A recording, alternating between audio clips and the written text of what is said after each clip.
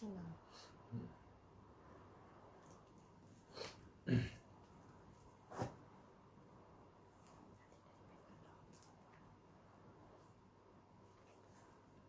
Tunggu masuk.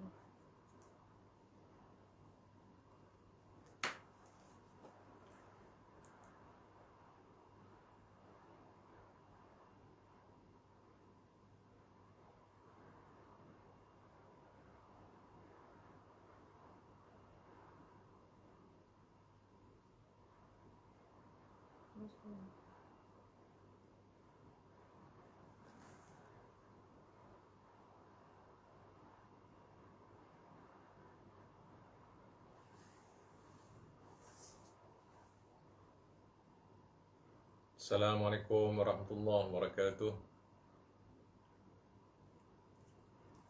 Ahlan. So clear tak suara saya? Cuba check suara dulu. Suara clear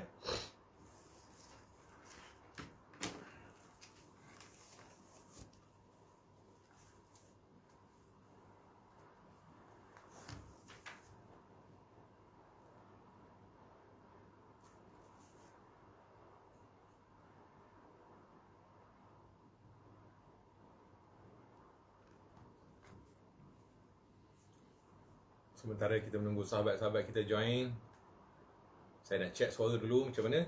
Alhamdulillah clear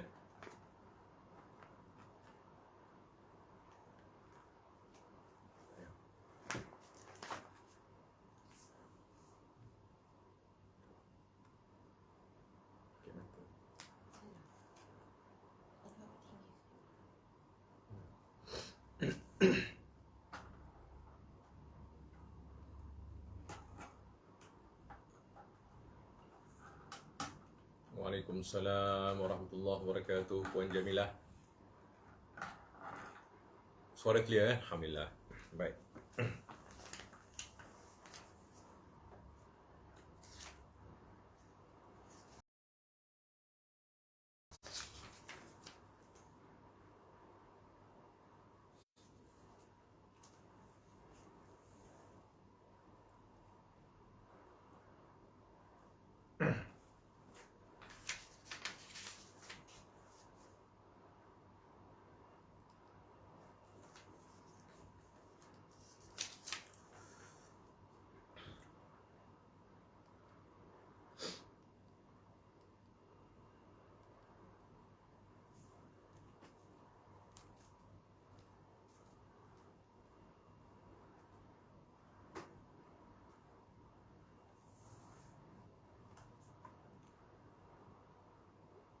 Ahmad Faiz Muhammad, Waalaikumsalam warahmatullahi wabarakatuh.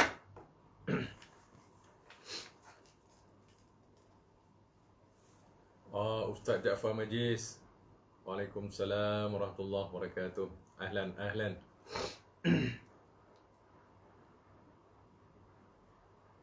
Baik, tuan-tuan, kerana dah ramai dah sahabat-sahabat kita masuk. Bismillahirrahmanirrahim. Assalamualaikum warahmatullahi wabarakatuh.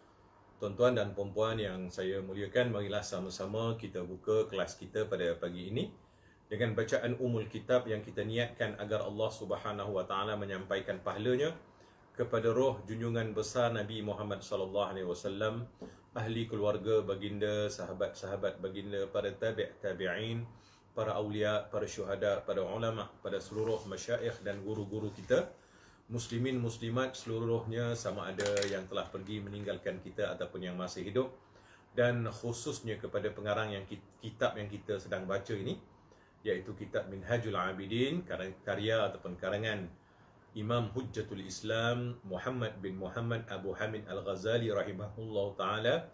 Syai'ulillahilahumul Fatihah. A'udzu billahi minasyaitonir rajim.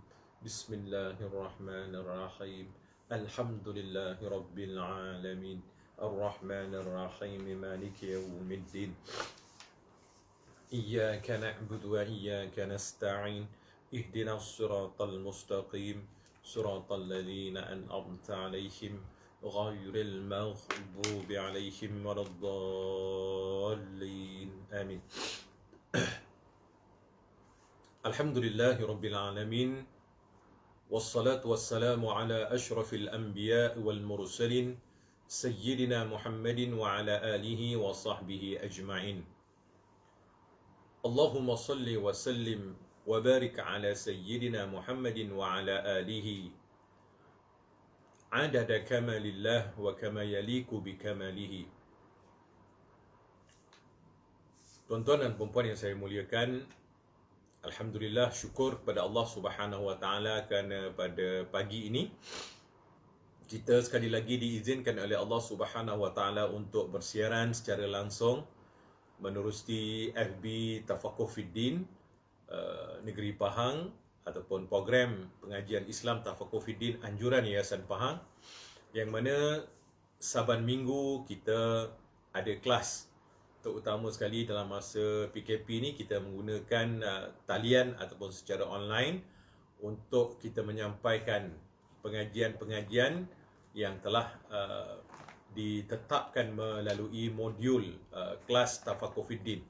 Alhamdulillah, pada pagi ini saya seperti mana biasa akan meneruskan sesi bacaan kitab, iaitu kitab yang kita gunakan, Minhajul Abidin, sebuah kitab karya Imam Al-Ghazali rahimahullahu taala, yang mana ianya kitab yang kita guna ni kitab yang telah disyarahkan oleh ilmuwan, dan kita menggunakan kitab ini mudah-mudahan manfaat daripada mutiara-mutiara kata yang telah dilontarkan ataupun yang telah dikarang oleh Imam Hujjatul Islam Abu Hamid Al-Ghazali ini menjadi panduan dalam kehidupan kita menjalani perjalanan kita menuju kehadrat Allah Subhanahu Wa Taala. Baik, kalau pada minggu yang sudah kita telah masuk kepada peringkat pendorong, peringkat pendorong, iaitu yang mendorong kita dalam kita beramal kepada Allah Subhanahu Wa Taala, iaitulah dengan dua sifat yang besar, iaitu sifat khauf dan sifat roja. So, mengapa perlu ada sifat khauf? Ada dua sebab. Dua sebab tersebut telah kita bicarakan pada minggu yang sudah, dan pada minggu ini kita akan masuk kepada sifat roja. Baik.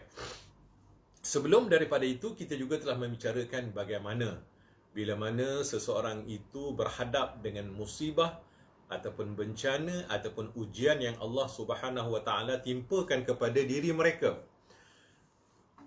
Sekurang-kurang, ni kalau mengikut dalam ceramah Habib Ali Al-Jufri, Habib Ali Zain Al-Abidin bin Abdul Rahman Al-Jufri, seorang ulama daripada Mesir. Saya dengar ceramah dia. Artinya sekurang-kurangnya ada dua cara untuk seseorang itu bila mana dia berhadap dengan bala, musibah ataupun ujian yang Allah Subhanahu Wa Taala. Aqalluha, dia kata, yang paling bawah, yang paling basic sekali bila kita diuji, bila kita berhadap dengan cobaan, ujian ataupun balak bencana, paling sedikit apa yang mampu kita laksanakan ialah, dia kata, as-sabru ala ta'amulihi. Artinya kita kena bersabar untuk kita berhadap dengan ujian tersebut. Paling rendah, paling rendah, paling, orang kata paling common lah, kita kena bersabar. Dan selain daripada sabar itu, of course lah, kita kena redha dengan ketetapan dan ketentuan yang telah Allah Subhanahu Wa Taala berikan kepada kita. Dan paling tinggi, dia kata, orang yang berhadap dengan ujian ini, apa dia? Saya nak fokuskan kepada paling tinggi ni.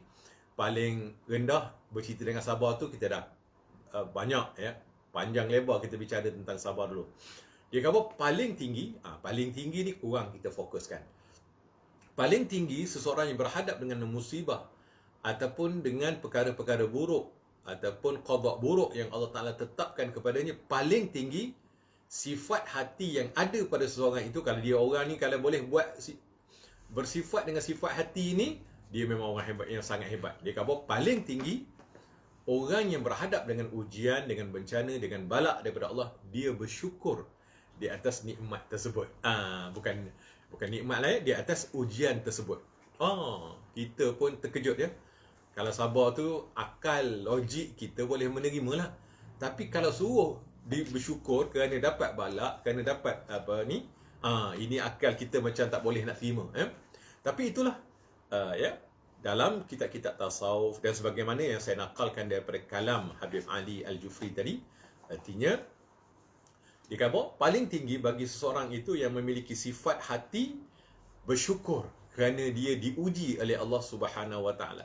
Kerana kita tahu yang pertama, orang yang diuji oleh Allah Subhanahu Wa Taala itu kerana Allah Taala mengasihi akan hamba-Nya itu.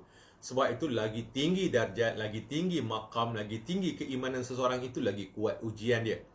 Lagi banyak ujian, lagi kasihlah Allah Subhanahu Wa Taala kepada hamba-Nya itu. Buktinya dalam hadis yang kita bacakan dahulu, orang yang paling banyak menerima ujian daripada Allah ialah pada rasul-rasul, para nabi-nabi, kemudian para sahabat-sahabat baginda, para awliya, para syuhada, para ulama, dan ikut ranking keimanan masing-masing.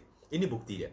Sebab itu bagi seseorang yang ada maqam syukur, dia dapat merasa bersyukur kerana menerima ujian daripada Allah, ini maqam yang sangat tinggi, ya, sebagaimana kata ulama yang saya sebutkan tadi. Sebab itulah tuan-tuan, kerana apa? Biasanya, ya, seseorang itu dia sudah mengenal akan Allah, dia sudah makrifah, dia sudah tahu bahawa tak lain dan tak bukan ujian itu datang adalah kerana kehendaknya Allah Subhanahu Wa Taala. Tidakkah Allah Taala yang menentukan, menetapkan? Tidakkah Allah yang melakukan? Ya, tidakkah bergerak satu-satu zarah melainkan dengan izin dan kurnia serta kehendaknya Allah? Maka dia sangat sedar bahawa apa yang sedang menimpa dirinya tak lain dan tak bukan adalah datangnya daripada Allah Subhanahu Wa Taala. Sebab itu orang yang nampak bahawa benda ini datang daripada Allah, datang kalau yang golongan orang yang hebat-hebat ni lah, mereka bersyukur. Sebab itu orang yang memiliki iman yang sangat kuat, mereka takut kalau mereka itu tidak diuji oleh Allah Subhanahu Wa Taala. Takut Allah Taala tak pandang kepada mereka. Takut Allah Subhanahu Wa Taala ini memalingkan orang. Artinya tidak lagi suka untuk melihat kepada hamba-Nya itu, ya, kerana apa? Bila mana biasanya Allah Taala menguji hamba-Nya itu, tanda dia masih, dia caring, dia sayang, dia masih lagi mengambil perhatian kepada hamba-Nya itu, ya. Jadi sebab itu ini mukadimah lah, ya, sebab sebelum kita masuk kepada bicara kita ni. Artinya sebab itu Habib Ali tadi dia kata di antara makam yang tinggi adalah seseorang itu dia bersyukur. Kerana apa? Kerana dia sedar tak lain dan tak bukan itu datangnya daripada Allah, dan semua takdir yang datangnya daripada Allah Subhanahu Wa Taala semuanya elok, semuanya baik. Walaupun pada zahirnya takdir itu nampaknya tidak elok, nampak kematian yang dapat, nampak sakit, nampak kemiskinan, nampak kesusahan, nampak, artinya qada buruk tu nampak buruk pada awalnya, tetapi Allah Subhanahu Wa Taala menyediakan sesuatu yang terbaik kepada hamba-hambanya. Yang pertama redha, yang kedua tadi sabar, dan yang ketiga yang golongan tinggi ni dia bersyukur, ya. Syukur pula dah. Allah, ini makam yang sangat tinggilah. Artinya kalau seseorang itu ada sifat hati yang seumpama ini, maka ini menunjukkan kepada tahap keimanan dia di dalam menerima cobaan daripada Allah Subhanahu Wa Taala. Mungkin di antara kita ni jarang sangat yang lepas kepada peringkat syukur di atas menerima cobaan-cobaan macam ni, ya. Tapi insya-Allah bersabar itu adalah pakaian kebanyakan daripada kita ramai, ya. Orang yang diuji, mereka ini memiliki kesabaran yang tinggi di dalam menerima ujian yang Allah Subhanahu Wa Taala datangkan kepada mereka. Baik, kita masuk kepada bicara kita dalam kitab kita pada hari ini, muka surat 341, bab rojak, ya. Bab rojak. Baik, qala al-musannif rahimahullahu taala wa nafa'ana bihi wa bi'ulumihi fid darain amin. Rojak pula diperlukan kerana dua sebab berikut. Rojak pula diperlukan kerana dua sebab berikut. Baik, kita baca apa sebab. Kalau khauf yang kita baca pada minggu yang sudah juga memerlukan dua sebab, rojak juga dia memerlukan dua sebab. So, sebab yang pertama, untuk membangkitkan keinginan untuk taat kerana mengerjakan kebaikan itu berat rasanya. Ditambah pula dengan godaan syaitan yang sering untuk mencegah kita dari kebaikan. Demikian juga dengan hawa nafsu, sentiasa mendorong kepada perbuatan jahat. Sedangkan pahala kerana taat tidak dapat dilihat dengan mata kasar, dan jalan untuk memperolehinya juga masih jauh. Taat merupakan sikap yang sangat sukar dan berat sehingga nafsu tidak menyukainya. Bahkan tidak ada sama sekali niat untuk berbuat demikian. Baik. Ya. Ini mengapa rojak diperlukan. Ya. Mengapa rojak itu diperlukan? Yang pertama, untuk membangkitkan keinginan untuk taat mengerjakan kebaikan. Ya. Kita perlu kepada rojak ini. Rojak apa dia? Berharap kepada rahmat Allah. Berharap kepada kurniaan Allah. Berharap kepada janji-janji Allah. Termasuklah pahalanya, syurganya boleh. Ya, dibolehkan dalam agama kita. Kita berharap nak syurga, nak pahala, nak apa ni? Apa yang telah Allah Ta'ala janjikan kepada hamba-hambanya yang melakukan kebaikan. Kenapa kita perlukan kepada perasaan harap ini? Untuk mendorong kita, untuk menolong kita melakukan kebaikan ataupun melakukan ketaatan. Kerana untuk melakukan kebaikan, untuk melakukan ketaatan, memang nafsu kita tak nak. Nafsu kita ini suka kepada perkara-perkara yang cenderung kepada hawa nafsu, syahwat dan juga syaitan. Nak buat baik, nak buat benda-benda yang disukai oleh Allah, yang diperintah oleh Allah, diperintah oleh agama kita, nafsu kita tak suka. Jadi kita perlu kepada rojak, sifat rojak dalam hati. So, apakah itu perkara-perkara yang menyebabkan hati kita boleh ada sifat rojak? Ni dia ya. Sebab itu kita perlu ada sifat rojak ini. Kerana apa? Untuk memotivasi, untuk mendorong, untuk supaya timbul keinginan dalam hati kita untuk kita melakukan ketaatan dengan kita memandang kasih sayangnya Allah, ya. Ini peringkat yang paling tinggi bila seorang itu dia dapat beribadah, dia memandang Allah mengurniakan ibadah itu kepadanya, ya. Sebagaimana ayat yang saya selalu bacakan kepada tuan-tuan dan puan-puan dulu. Apa ayat dia?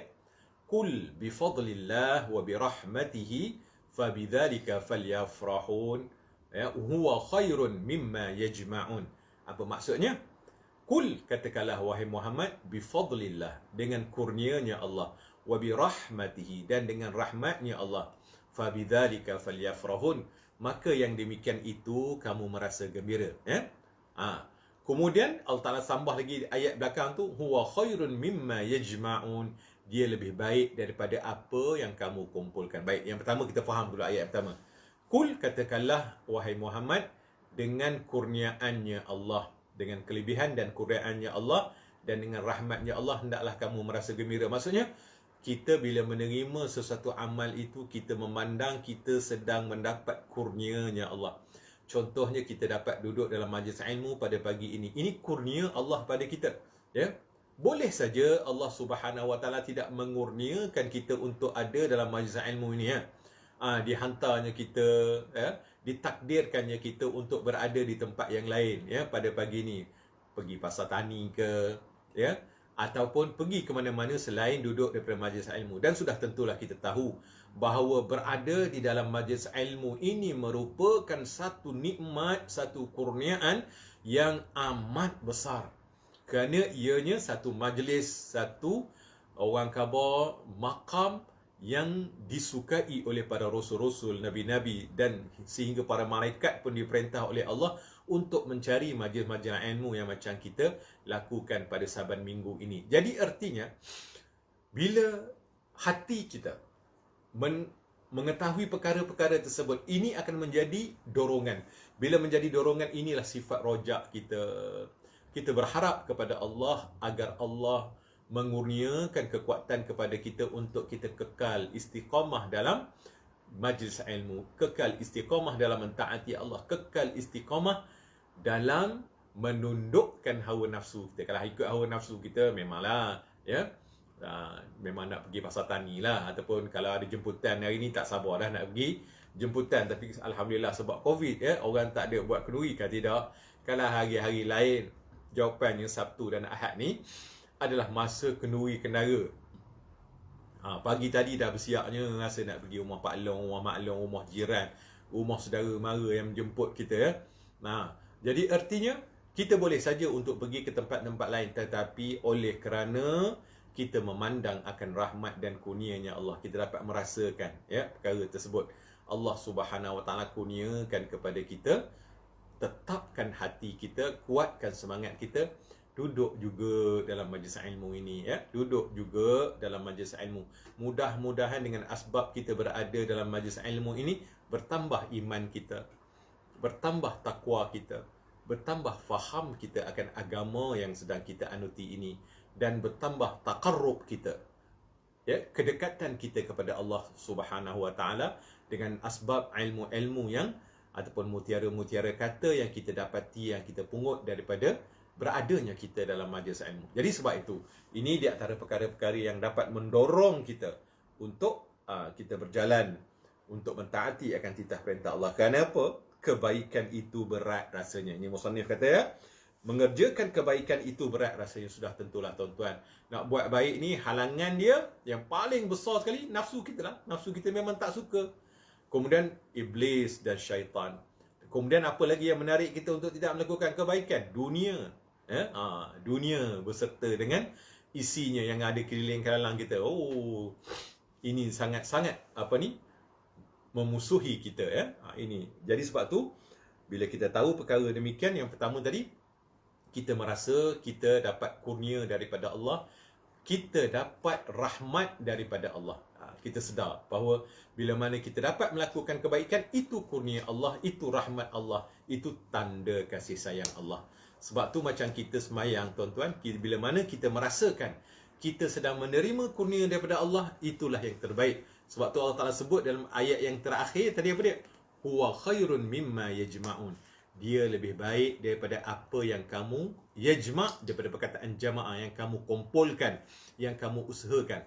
Biasanya bila kita melakukan ketaatan, kita rasa dari kita kepada Allah. Sebab tu aku buat, aku sembahyang, aku puasa. Dari kita rasa, kita rasa kita melakukan itu, kita yang melakukan dengan kekuatan kita, dengan kehendak kita, dengan, yalah, daripada kita kepada Allah. Tapi sedar, dalam Al-Quran ini Allah Ta'ala beritahu macam mana perasaan yang sepatutnya ada pada kita. Huwa khairun mimma yajma'un. Sepatutnya kamu merasakan, kita merasakan bahawa dengan kurnia Allah, dengan rahmatnya Allah itu, kita dapat melakukan. Kita dapat melakukan itu dengan kurnia Allah, dengan rahmat Allah. Itu lebih baik daripada yang kamu usahakan, yang kita rasa kita buat untuk Allah. Tapi sekarang ni kita rasa kita sedang menerima rahmat, kita sedang menerima kurnia. Itulah perasaan yang terbaik. Perasaan apa? Kita sedang menerima rahmat, kita sedang menerima kurniaan Allah kepada kita, ya. Itulah baru datang daripada Allah kepada Allah.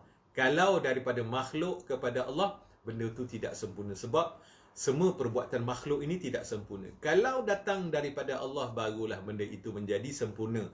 Kita memandang bahawa dah bukan pada kita. Ini adalah takdir, kehendak Allah sejak daripada azali. Ini adalah pantulan daripada kudratnya Allah. Kita dapat bergerak ni, kurnianya dia, ya. Kalau dia tak gerak, maka tak geraklah kita. Kita dapat membaca sekian-sekian, duduk macam sekian.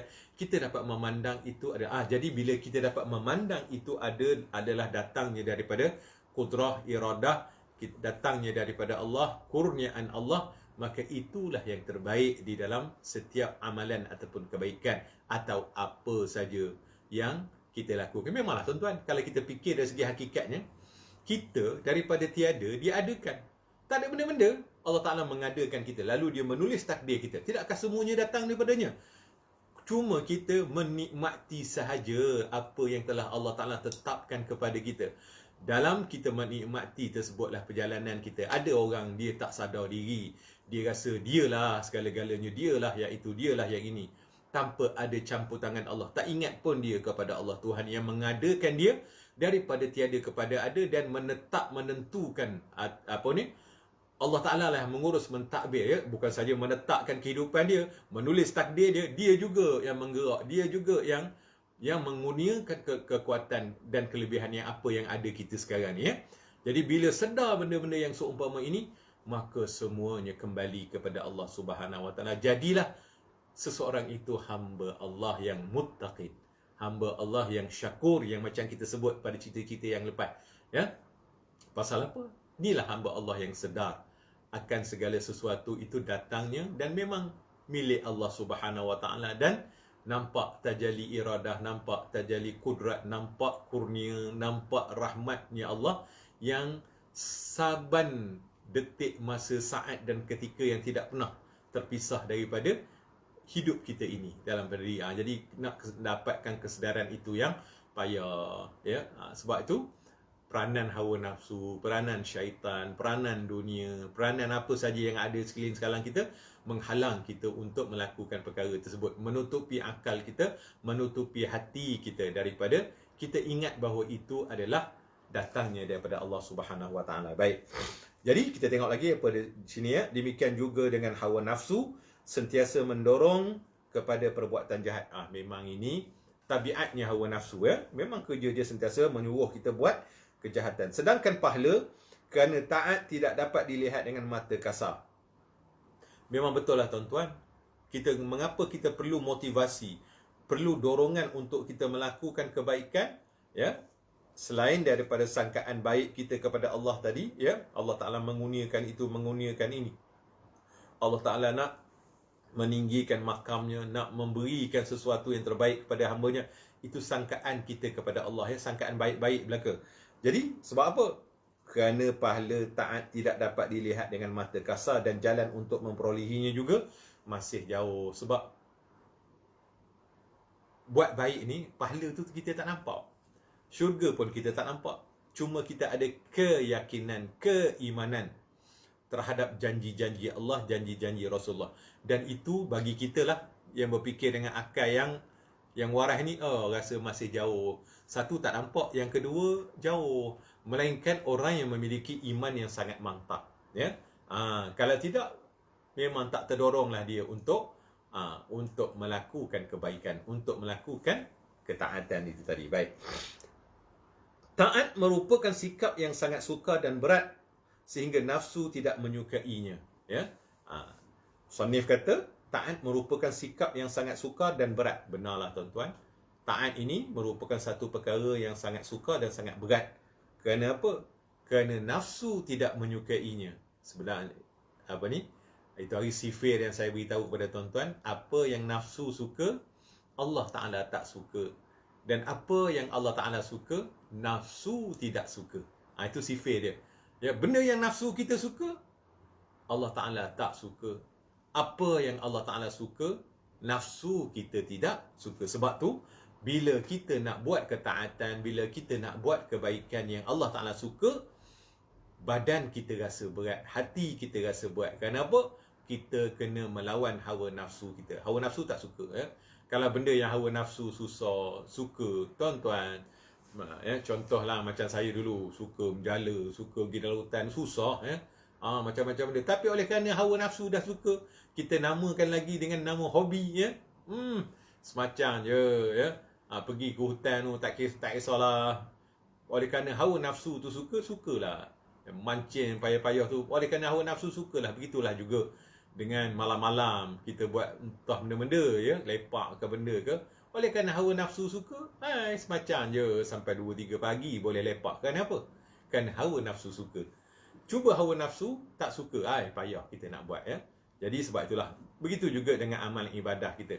Kadang-kadang tuan-tuan, amal ibadah tu kerana hawa nafsu, bukan kerana Allah Subhanahu Wa Taala suka. Itu kena telek betul-betul, ya, kena tengok betul-betul, ya. Kadang-kadang punyalah rupanya hawa nafsu, suka duduk kumpul ramai-ramai, boleh jumpa, boleh sembang, boleh banyak benda rupanya hawa nafsu dia suka.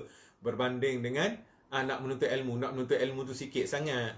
Dapat jumpa boleh kita gosip-gosip sikit, boleh jual mati level sikit. Kan ada jual mati level lah. Artinya banyak benda lain yang hawa nafsu suka daripada berkumpul tu berbanding dengan apa yang Allah Ta'ala suka. Jadi ringanlah, mudahlah. Jadi artinya bila mana sesuatu ketaatan, kebaikan itu kita nak lakukan, kalau Allah Ta'ala suka, Allah Ta'ala redha, memang nafsu tak suka. Kalau rasa berat, rasa apa, pergilah buat. Kalau rasa susah, rasa sukar, buat. Kerana apa? Kerana itu Allah suka, kerana itu Allah redha, ya. Buatlah. Tapi kalau mana nafsu pun sama naik, ya, suka awal lagi, jom. Pagi lagi suruh siap dah, ya. Ni. Kerana nafsu itu suka. Itu kita kena berhati-hati sikit. Tengok bila nafsu suka ni, tengok di mana tipu daya dia, di mana dia punya jerat-jerat yang dia letakkan. Ya, rupanya ada benda lain selain daripada yang kita nampak kebaikan tu, ada benda-benda lain yang menyebabkan kita buat itu. Kerana apa? Kerana memperturuti kehendak hawa nafsu kita. Bila kita buat kerana kehendak hawa nafsu kita, maka habislah ibadah kita tersebut. Ya, baik. Dalam menghadapi masalah ini, ia harus dihadapi dengan mengharapkan rahmat Allah dan pahalanya. Sebagaimana yang saya cerita tadilah. Artinya, dalam kita menghadapi masalah ini, ia harus dihadapi dengan mengharapkan rahmat Allah dan pahalanya. Pertama sekali, kita mengharapkan rahmat Allah. Seperti ayat yang saya bacakan tadi. Qul bifadlillah wa birahmatihi fabidzalika falyafrahun. Kita merasa gembira dapat melakukan ibadah itu kerana memandang kurniaan Allah dan juga kita menerima rahmatnya Allah. Ya. Satu lagi, kerana Allah Subhanahu Wa Taala menjanjikan pahala. Ya, menjanjikan pahala. Pahala itu, pahala ini orang beramal. Jadi kita tahu pahala-pahala tu. Okey, tak ada masalah. Ya, boleh buat ibadah kerana pahala. Namun buat ibadah kerana Allah dan keredaannya itu lebih tinggi berbanding dengan pahala. Ya. Tapi untuk motivasi kita, untuk kita mengenangkan, untuk kita menguatkan semangat kita untuk beribadah, kita mengenangkan akan pahala-pahala ni adalah juga janji-janji Allah yang Allah Ta'ala janjikan atas lisan Nabi Muhammad SAW. Tak ada salahnya. Orang beribadah kerana pahala, tak ada masalah. Ya, boleh. Tapi kalau mengikut pandangan ulama-ulama tasawuf, itu masih lagi di peringkat permulaan awalnya. Ya. Biasanya orang beramal kerana pahala ni, amalnya dia terima juga oleh Allah Subhanahu Wa Taala. Namun itu masih lagi merupakan ibadah peringkat orang awam. Ya, peringkat orang awam. Bagi orang-orang yang sudah dimuliakan, teristimewa, mereka tidak lagi beribadah kerana nakkan pahala, nakkan syurga. Mereka ini beribadah semata-mata nakkan Allah dan keredaannya, macam kita kupas pada minggu yang sudahlah. Artinya mereka bukan lagi seronok dengan nikmat, tapi mereka ini seronok dengan pemberi nikmat. Ya, lebih mengutamakan Allah lagi daripada nak kepada pemberian-pemberian Allah. Pemberian Allah ni adalah makhluk, syurga, makhluk, pahala, makhluk. Ganjaran-ganjaran itu juga merupakan makhluk-makhluk. Tapi Allah itu adalah zat yang laisa kamitslihi syai'. Seronok dengan Allah, seronok dengan kehendaknya, seronok dengan apa yang Allah Subhanahu Wa Taala tentukan kepada kita. Ya, baik. Jadi sebab itu perkara-perkara yang seumpama ini dia memerlukan kepada mujahadah. So mujahadah inilah yang akan meningkatkan tahap seseorang itu. Ya, bukan senang untuk kita bermujahadah melawan diri kita, melawan nafsu dan syaitan ini. Semoga Allah Subhanahu Wa Taala membantu kita dalam perjalanan kita ni. Baik. Guru kami Abu Bakar Al-Warraq mengatakan kesedihan dapat menghilangkan nafsu makan, manakala rasa takut yang sebenar-benarnya dan sikap menahan diri daripada perbuatan dosa merupakan pengharapan dan keinginan untuk taat, dan selalu mengingati mati pula dapat menghilangkan keinginan terhadap perkara yang tidak perlu. Ya, memanglah kadang-kadang oleh kerana kesedihan itu dia dapat menghilangkan nafsu. Antara nafsunya nafsu makan. Ya, sedih, orang yang sentiasa bersedih. Manakala rasa takut yang sebenar-benarnya akan dan sikap menahan diri daripada perbuatan dosa merupakan pengharapan dan keinginan untuk taat. Jadi sebenarnya keinginan kita untuk taat ini datangnya daripada sifat takut kita. Ya. Sifat takut inilah yang mendorong untuk kita beribadah kepada Allah, untuk kita mentaati akan Allah Subhanahu Wa Taala. Sebab itu hanya orang-orang yang takut kepada Allah sahaja yang akan menjauhkan segala tegah larang Allah. Ya. Sebab tu dalam Al-Quran Allah Ta'ala sebut wa nahan nafsa anil hawa. Fa innal jannata hiyal ma'wa. Orang yang menahan akan godaan hawa nafsunya, mereka inilah yang mendapat kedudukannya di dalam syurga ma'wa. Ya? Jadi artinya tuan-tuan dan puan-puan, untuk kita dapat melakukan ketaatan tadi, kena ada sifat takut. Sifat takut ini akan datang daripada mujahadah kita. So mujahadah kita yang bersungguh-sungguh melawan akan kehendak nafsu, kehendak syaitan, ya, melawan akan dunia yang ada di sekeliling kita yang mendorong kita untuk tidak melakukan ketaatan. Bila kita dapat lawan tu, dia akan meningkatkan sifat kita, masuk rasa takut dalam hati kita yang mendorong kita untuk mengerjakan ketaatan kepada Allah Subhanahu Wa Taala. Baik, yang kedua, agar tidak merasa payah dan susah dalam menanggung penderitaan serta lelah dalam beribadah. Barang siapa yang sudah tahu tentang kebaikan sesuatu menjadikan tujuan, maka dalam memperjuangkannya dia akan merasa ringan, sanggup menanggung kepayahan dalam mencapainya serta tidak peduli akan sebarang rintangan yang ada. So salah satu lagi mengapa rojak ini diperlukan ialah agar kita tidak merasa payah dan susah dalam kita melakukan masa kita beribadah kepada Allah tadi, ya. Walau memanglah nak beribadah ni payah tuan-tuan, nak bangun subuh payah, nak duduk lama-lama berzikir payah, nak baca Quran payah, ya. Nak melawan hawa nafsu kita sangat sukar. Nafsu makan, nafsu tidur, nafsu suka bercakap banyak, nafsu berbagai-bagai nafsu lah. Susah tuan-tuan. Susah, ya. Sebab apa? Sebab itu kesukaan nafsu. Oleh kerana adanya sifat rojak yang ada itulah, ya, sifat rojak kita berharap kepada Allah, kita takut kepada Allah tadi, jadi dia akan memudahkan untuk kita. Kita rasa tak payah, kita rasa tak sukar untuk kita beribadah kepada Allah, untuk kita menanggung anak ni apa? Sukar, susah, payah, penderitaan dalam kita melaksanakan ibadah tersebut, ya. Susah nak buat taat ni, ya. Tapi bila mana kita sedar akan ganjaran yang Allah Ta'ala berikan, sedar bahawa Allah Subhanahu Wa Ta'ala menjanjikan kepada kita, kepada hamba-hambanya yang taat, duduknya dalam jannatul ma'wa, duduknya dalam jannatul firdaus, diberi kedudukan sama dengan sahabat-sahabat Nabi besok dalam syurga, dia dapat jumpa dengan Rasulullah, dapat bertemu dengan Allah Subhanahu Wa Ta'ala. Maka ini yang akan mendorong kita untuk kita beribadah kepada Allah Subhanahu Wa Ta'ala, ya. Hilang rasa penat lelah kita. Artinya penat lelah itu digantikan dengan harapan. Harapan kita apa? Itulah namanya rojak. Kita berharap kita satu masa nanti Allah Ta'ala selamatkan kita daripada dihumban ke dalam neraka, dapat kita masuk syurga, dapat berjumpa dengan Rasulullah sallallahu alaihi wasallam, dan nikmat yang paling tinggi dapat kita menatap, memandang akan wajah ataupun zatnya Allah Subhanahu Wa Ta'ala di syurga kelak, ya. Sebagaimana yang telah disebut dalam Al-Quran dan juga atas lisan Nabi Muhammad sallallahu alaihi wasallam bahawa kita akan diberi nikmat yang tertinggi di dalam syurga kelak, iaitulah dapat menatap ataupun memandang kepada Allah Subhanahu Wa Ta'ala. Baik. Barang siapa yang menyukai sesuatu, dia harus rela dan sanggup menanggung segala kesusahan dan berkeyakinan bahawa dengan kesulitan itu dia akan dapat nikmat dan keseronokan seperti pengusaha madu yang tidak peduli akan lebah-lebah yang pada bila-bila masa sahaja boleh menyengatnya, ya. Barang siapa menyukai sesuatu, dia harus rela sanggup menanggung segala kesusahan dan berkeyakinan bahawa dengan kesulitan itu dia akan mendapat nikmat dan keseronokan. Macam kita lah tuan-tuan, ya.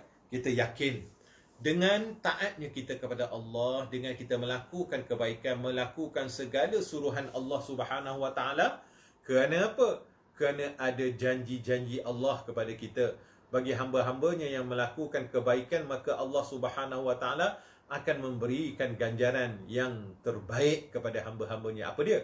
Janjinya Allah Ta'ala akan memasukkan hamba-hambanya yang taat ini ke dalam syurganya. Syurga tu pula ada pula ranking-ranking dia. Dan kita berharap Allah Subhanahu Wa Ta'ala mengurniakan syurga yang tertinggi kepada kita. Walaupun memanglah kalau macam muka kita ni memang segi layak tu tak layak, tapi kita ni muka tak malu, ya. Dengan Allah Ta'ala ni kita kena buat muka tak malu, ya. Kita kena minta juga walaupun kita tidak layak. Kerana apa? Kerana rahmat dan kasih sayang Allah itu melebihi segala-galanya. Melebihi segala-galanya. Yang ni pun kita dah bicarakan dahulu, ya.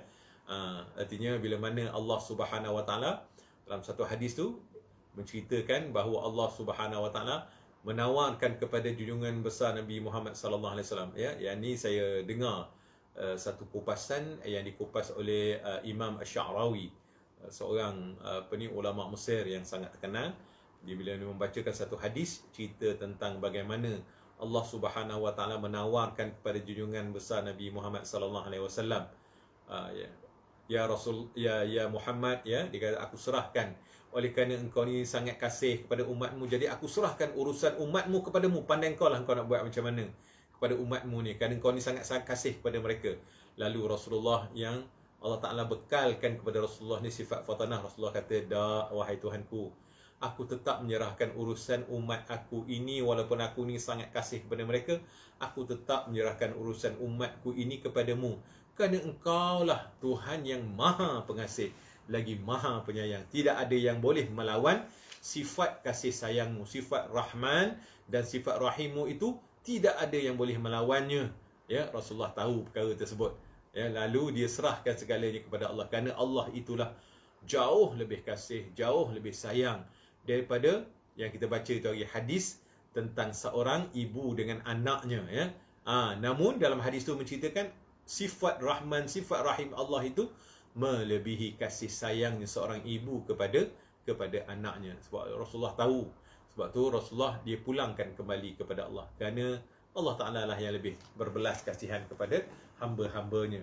Walaupun dia mampu mengazab, dia mampu untuk memasukkan hambanya itu disebabkan oleh dosa-dosa hambanya itu ke dalam neraka, dia juga dengan rahmat rahimnya mampu untuk mengampunkan segala dosa-dosanya. Sebab itulah tuan-tuan, tak heran dia dalam apa ni, di akhirat kelak, rupanya orang yang dapat keampunan daripada Allah ni lebih banyak daripada orang yang mendapat siksaan. Tapi dengan syarat kena ada iman. Pastikan iman itu iman yang benar. Ya, tuan-tuan, Rasulullah sallallahu alaihi wasallam adalah seorang insan yang sangat kasih kepada umatnya. Apatah lagi sekarang ni kita berada di bulan Rabiul Awal. Ya, Rabiul Awal ni bulan Maulidur Rasul, bulan di mana kita menyambut kelahiran baginda Nabi sallallahu alaihi wasallam. Kita sangat bertuah kerana dilahirkan sebagai umat Nabi Muhammad sallallahu alaihi wasallam. Jadi artinya, tuan-tuan, apa yang perlu kita usahakan pada bulan yang seumpama ini, kita kena mengenang kembali. Pertama, kita kena mengenangkan kembali kasih sayangnya Rasulullah kepada kita, umatnya. Rasulullah ni tuan-tuan, start daripada seseorang itu, kalau benarlah kita ni ada dalam hati kita kasih dan sayang cinta pada Rasulullah, syafaat Rasulullah ni datang kepada kita, masa sakaratul maut tu dah datang dah sakaratul maut. Masuk dalam kubur, syafaat Rasulullah dah sampai. Dia bukan saja macam kita dengar syafaat itu bila mana kita di akhirat kelak. Di akhirat tu kelak tu. Tapi bagi orang yang hampir kepada Rasulullah ni, awal-awal lagi dah Rasulullah datang membantu dia. Masa sakaratul maut tu dah Rasulullah dah bantu. Masuk dalam kubur Rasulullah dah bantu, ya. Bangun jadi mahsyar besok Rasulullah dah beri syafaat dia. Artinya bergantung kepada sejauh mana dekatnya kita kepada Rasulullah. So untuk kita dekat kepada Rasulullah ni, pertama sekali kita kena makrifah kepada Rasulullah. Satu, kita biasa cerita tentang ma'rifatullah. Ini kita kena tanya diri kita, sejauh mana kita makrifah, sejauh mana kita kenal kepada Rasulullah sallallahu alaihi wasallam, nabi kita, ya. Kekasih Allah yang bernama Nabi Muhammad sallallahu alaihi wasallam itu. Sejauh mana? Sebab itu ulama-ulama kata, terutama sekali dalam bulan Maulidur Rasul ini, sebab tu bagus sangat kita buat majlis-majlis maulid ni, ya. Sebab apa? Di dalam majlis-majlis maulid ini akan dibacakan tentang sirah Rasulullah. Artinya semua qasidah-qasidah yang dilantunkan semasa selawat, tak kisahlah, ya, majlis selawat ke, dibai ke, majlis barzanji ke, apa saja majlis yang dibuat untuk memuji Rasulullah sallallahu alaihi wasallam, semuanya itu menceritakan tentang sirah Rasulullah. Cerita tentang sirah Rasulullah, cerita tentang akhlak Rasulullah, cerita tentang khasais, keistimewaan Rasulullah, cerita tentang syama'il Muhammadiyah, kesempurnaan Rasulullah sallallahu alaihi wasallam. Artinya kita kena tahu tentang khasais Rasulullah, keistimewaan, dan kita kena tahu tentang syama'il. Sebab itu ada kitab Syama'il Muhammad sallallahu alaihi wasallam, ya, kitab Syama'il Muhammad. Jadi kita baca kitab-kitab itu, dapatkan intipati kitab-kitab itu. Itu cara untuk kita mengenal baginda Nabi. Bila kenal baru terbit rasa cinta. Sebab tu orang kebut, tak kenal maka tak cinta. Macam mana kita nak mendakwa kita cinta kepada Rasulullah, sedangkan Sirah Rasulullah pun kita tak baca. Lebih suka baca benda-benda lain yang entah benda-benda. Ya. Kalau orang akan minat Liverpool, tak mudahlah Liverpool tu dia punya kajiannya, ya. Berapa harga Liverpool beli Salah. Salah ni dulu datangnya daripada Roma, ya. Roma jual ke Liverpool dalam 40 juta 40 juta USD katakanlah, ya. Nah, pemindahan tu. Tiba-tiba bila dapat ke Liverpool Muhammad Salah ni jadi satu bintang yang sangat ternama. Yang harga dia sekarang sampai ratus-ratus juta kalau dia nak jual. Ruginya Roma. Sampai tahap tu dia boleh cerita, punyalah dia kenal Muhammad Salah ni orang Mesir dulu pada kecilnya gini. Tentang cerita Muhammad Salah ni, pasal apa? Kerana Muhammad Salah tu terkenal. Tapi cerita tentang baginda Nabi Muhammad sallallahu alaihi wasallam, apakah khasais, keistimewaan yang ada pada baginda Nabi sallallahu alaihi wasallam? Apakah syama'il Rasulullah? Akhlak Rasulullah tu macam mana? Apa kehebatan Rasulullah? Tak nak ambil tahu pun. Ini kalau orang lelaki lah cerita tentang salah. Orang perempuan pula cerita tentang cerita tentang kecantikan, cerita tentang fashion, cerita macam-macam lah. Punyalah detail dia, boleh mengupas cerita tentang telenovela ke, tak kisahlah apa. Punyalah dia punya cerita tu tak boleh lepas cerita tu. Dia punya kupasan dia, macam-macam benda yang dia buat. Punyalah detail dia boleh menceritakan. Tapi tentang Rasulullah, itu pertanyaan kepada diri kita, tuan-tuan. Sejauh mana kita mengenal Rasulullah, sedekat itulah kita kepada junjungan besar Nabi Muhammad. Tak kenal maka tak cinta. Tuan-tuan, jangan harap kita dapat cinta kepada Rasulullah kalau kita tidak mengenali baginda. Sebab itu ambil masa bulan Maulidur Rasul ini, mari sama-sama kita luangkan sedikit masa kita untuk kita baca tentang sirah Nabi Muhammad sallallahu alaihi wasallam. Itu pertama, ya. Kita baca tentang sirah Nabi Muhammad sallallahu alaihi wasallam. Yang kedua, of course, orang yang paling hampir kepada Rasulullah, yang paling cepat mendapat syafaat Rasulullah ialah orang yang paling banyak berselawat pada junjungan besar Nabi Muhammad SAW. Jadikan diri kita daripada golongan hamba-hamba Allah, daripada umat Nabi Muhammad SAW yang mengaku umatnya ialah orang yang paling banyak berselawat. Setiap hari, tuan-tuan, paling kurang 300 kali kita berselawat. Itu paling kurang lah. Kalau sebaik-baiknya 1000 dan atas pada 1000 itu yang terbaik, ya. Yang terbaik. Paling kurang 300 kali ataupun 313 kali. Kita buatlah mana-mana yang kita mampu, ya. Kalau boleh 1000 ke atas itu, Rasulullah kata bagi umatnya yang berselawat kepadanya 1000 kali, dia akan masuk syurga berganding dengan Rasulullah. Artinya bahunya itu bersentuh dengan bahu Rasulullah sallallahu alaihi wasallam. Punya rapatnya. Kita tahu dah benda tu, tapi malas. Malas tadi apa? Sifat rojak tak ada. Pasal apa? Khauf tak ada. Hati kita tidak takut kepada apa yang Rasulullah beritahu tentang neraka, tentang alam barzah, tentang apa? Tentang apa yang akan menunggu kita dalam alam kubur besok. Benda yang akan kita tempuh bila kita dibangkitkan di yaumil mahsyar. Benda yang menunggu kita dalam neraka. Tak takut pun weh. Macam kita dengar perkara tersebut, macam kita dengar telenovela itulah juga. Sinetron itulah juga. Cerita-cerita Korea itulah juga. Macam itulah. Kita anggap apa yang Rasulullah beritahu kepada kita ni tak ubah seperti cerita-cerita cerpen-cerpen yang kita baca. Itulah lemahnya jiwa kita. Kita kena ubah perkara ini, tuan-tuan. Kita kena ubah sikap kita dalam kita menanggapi perkara-perkara seumpama ini dengan apa? Dengan ada sifat rojak, berharap kita akan syafaat Rasulullah, akan bantuannya Allah dengan berkat syafaat Rasulullah tadi, dengan berkat kita berselawat kepada Rasulullah, dengan berkat kita mengenali dan mencintai Nabi Muhammad SAW, kita dapat syafaat baginda Nabi, ya. Terutamanya bila sedang menghadapi sakaratul maut, masuk jalan kubur, Rasulullah dah ada tolong kita dalam kubur besok, dibangkitkan di yaumul mahsyar dah ada dah. Ini di antara orang-orang yang istimewa, tuan-tuan, yang mana di mana sahaja dia ada, Rasulullah memberikan syafaatnya. Setengah orang tu dekat mizan tu baru dia bertemu dengan syafaat Rasulullah. Setelah ditimbang amal-amal dia, baru dia dapat syafaat Rasulullah. Ataupun setengah orang, tuan-tuan, dia dapat syafaat Rasulullah ni masa bila? Masa dia dalam neraka. Rasulullah baru cari, malaikat beritahu lagi, ya Rasulullah, umatmu masih ada lagi dalam neraka. Rasulullah tak sedar hati masuk.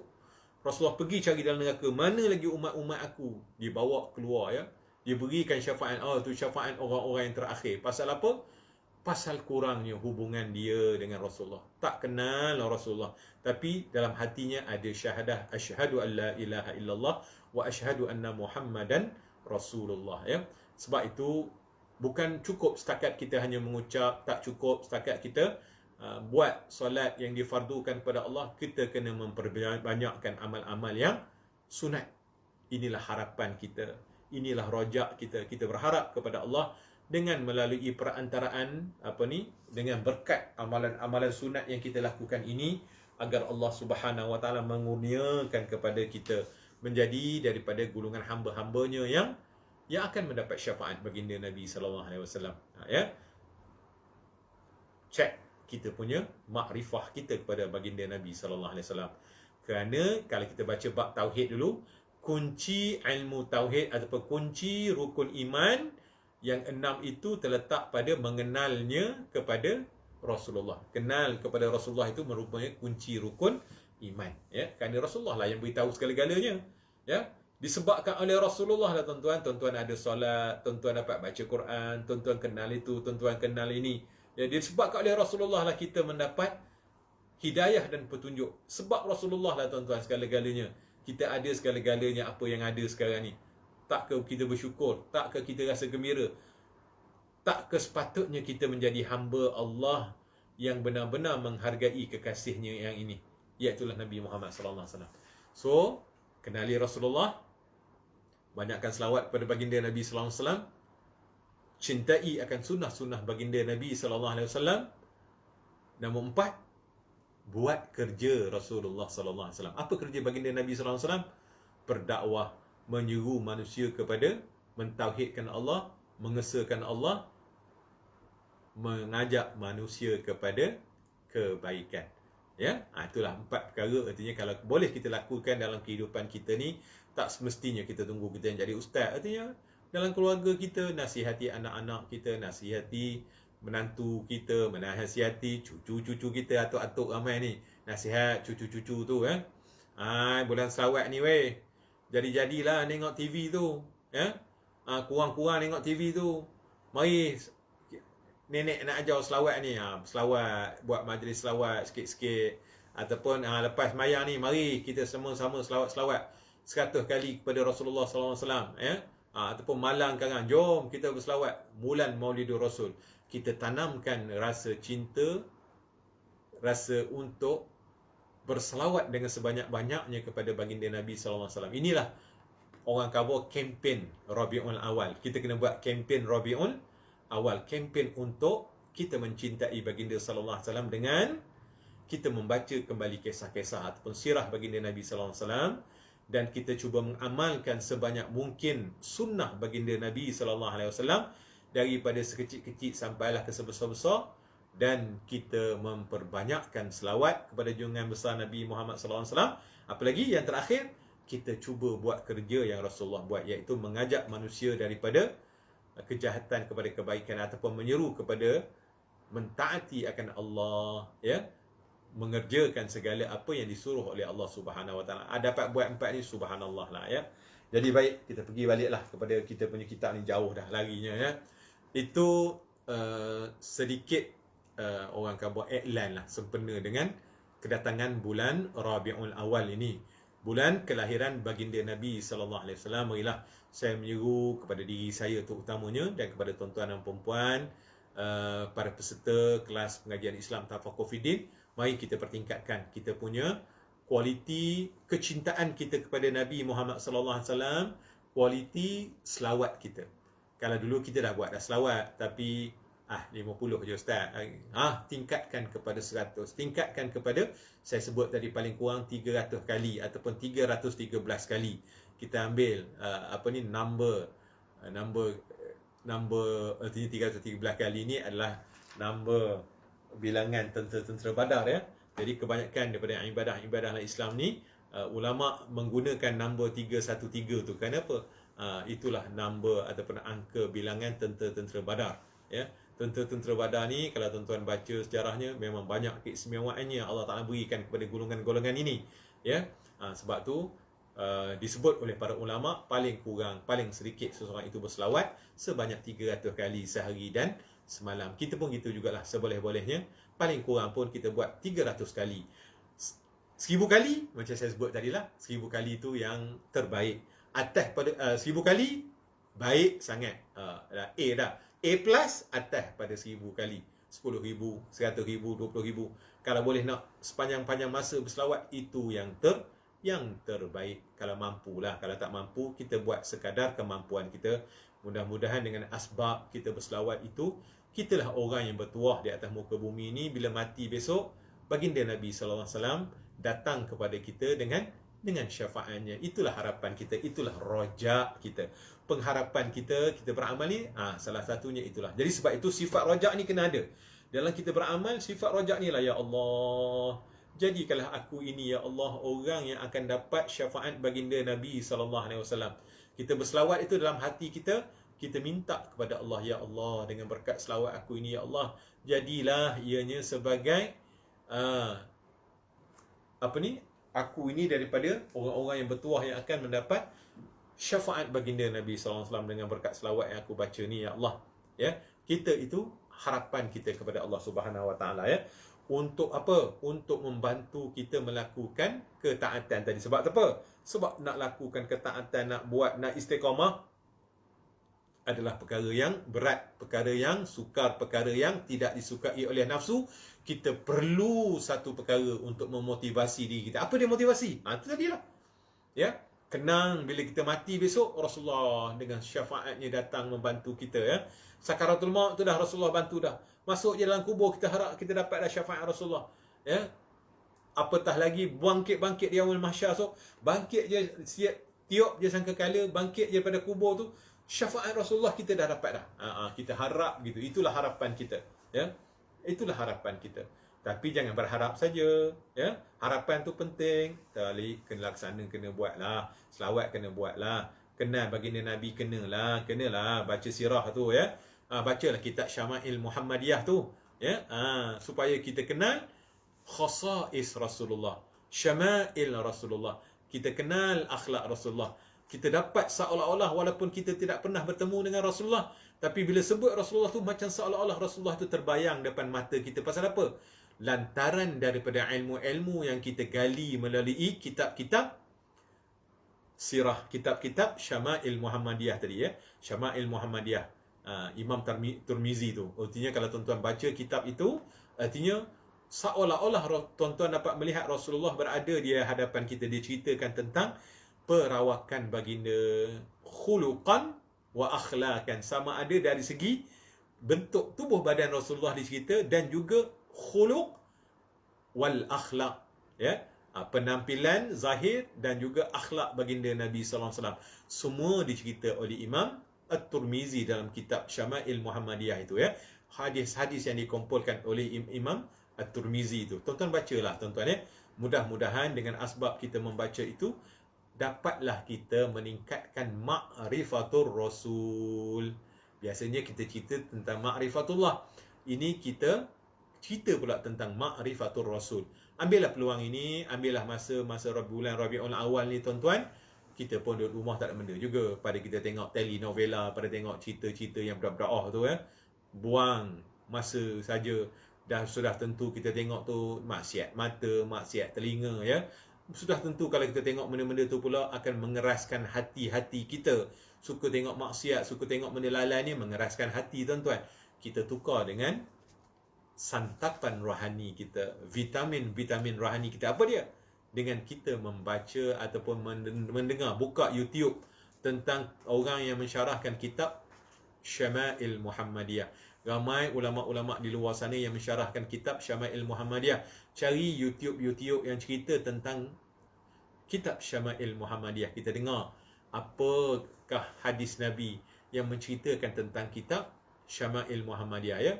Jadi tukar masa kita, tuan-tuan, yang kita habiskan untuk kita mengenyangkan hawa nafsu kita, beri vitamin pada hawa nafsu kita, dengan kita beri vitamin kepada rohani kita, dengan kita mengenali baginda Nabi SAW melalui ceramah-ceramah ataupun pembacaan kita terhadap kitab-kitab sirah Nabi Muhammad SAW, seperti kitab Syama'il Muhammadiyah yang saya sebutkan tadi. Baik, kita baca lagi lah, ya. Baik.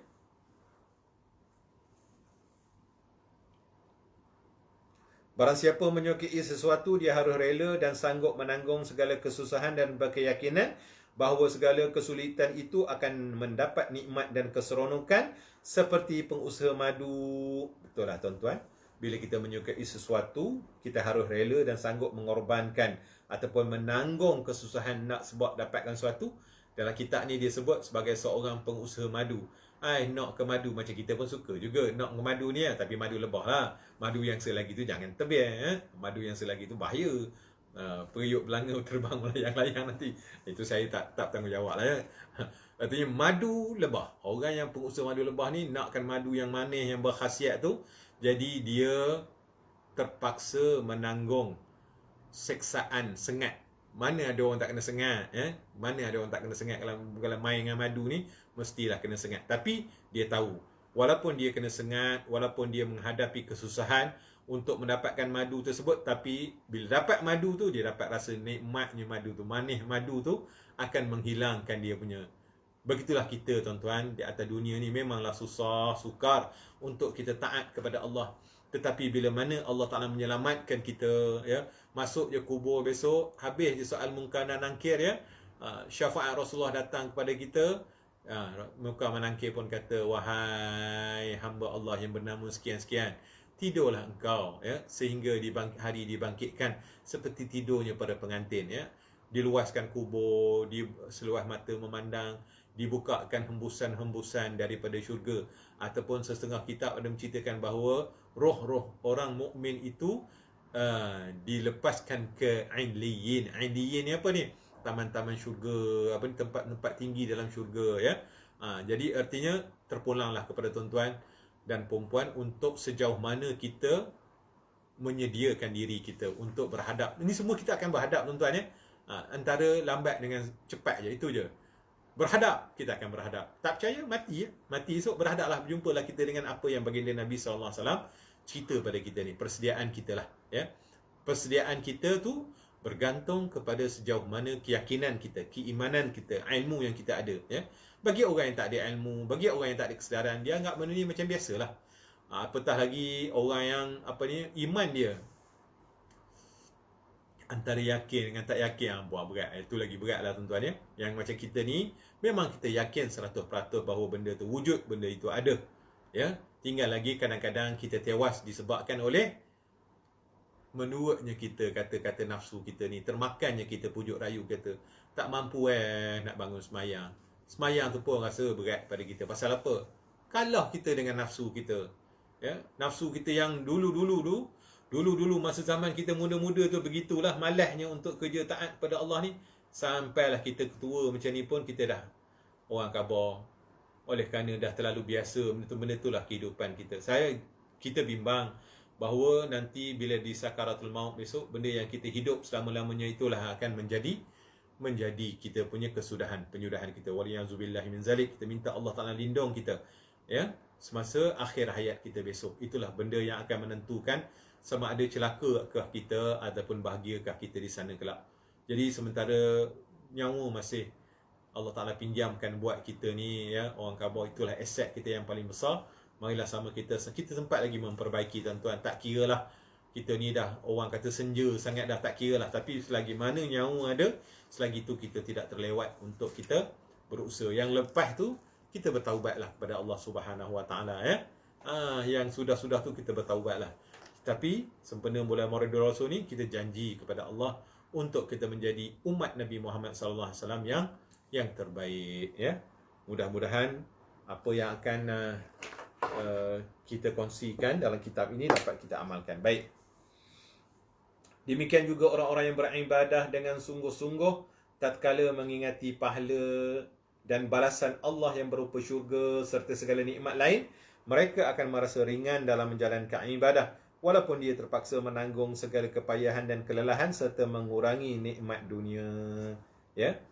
Demikian juga orang yang beribadah dengan bersungguh-sungguh. Orang beribadah dengan bersungguh-sungguh. Sebab ada orang beribadah tapi tak sungguh-sungguh, ya. Buat sekadar batuk di tangga.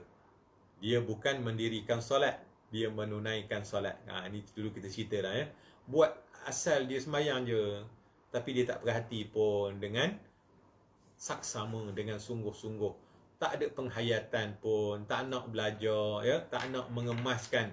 Ya, contohnya bacaan tahiyat lah tuan-tuan. Kan tahiyat itu salah satu daripada bacaan wajib. Tuan-tuan, pernah tak kita jumpa dengan guru, kita bacakan tahiyat kita di hadapan guru? Itu hari kita sentuh pasal Fatihah, contoh ya, kita nak baiki solat kita. Ustaz, dengar bacaan Fatihah saya ni betul tak? Macam tuan-tuan yang duduk kelas Tafaqquh Fiddin ni dah lebih pada Fatihah dah, ya. Artinya dengan belajar tajwidnya, dengan belajar dengan Al-Fadhil Ustaz Dr. Soleh kita. Artinya ya, bagi yang selain daripada kawan-kawan kita yang lain daripada peserta-peserta kelas Tafaqquh Fiddin, bagi tuan-tuan yang duduk kelas Tafaqquh Fiddin ni bukan saja belajar tauhid, bukan belajar saja tajwid, bahkan belajar tafsir sekali, ya. Tajwid plus tafsir, masya-Allah lah, ya. Dah kira tinggi pengajian itu, ya. Tinggal lagi macam mana untuk kita beramal saja dengannya. Segi ilmunya alhamdulillah dah, ya.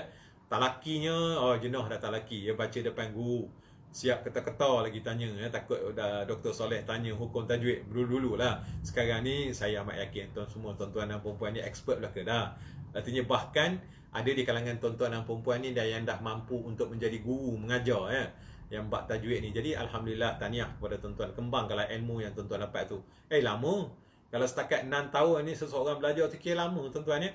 Artinya bab ilmu tajwid tu saya amat yakinlah tuan-tuan dan perempuan telah pun mahir untuk menggunakannya. Tu tinggal lagi kepada sahabat-sahabat kita, anak-anak kita yang ada di rumah tu.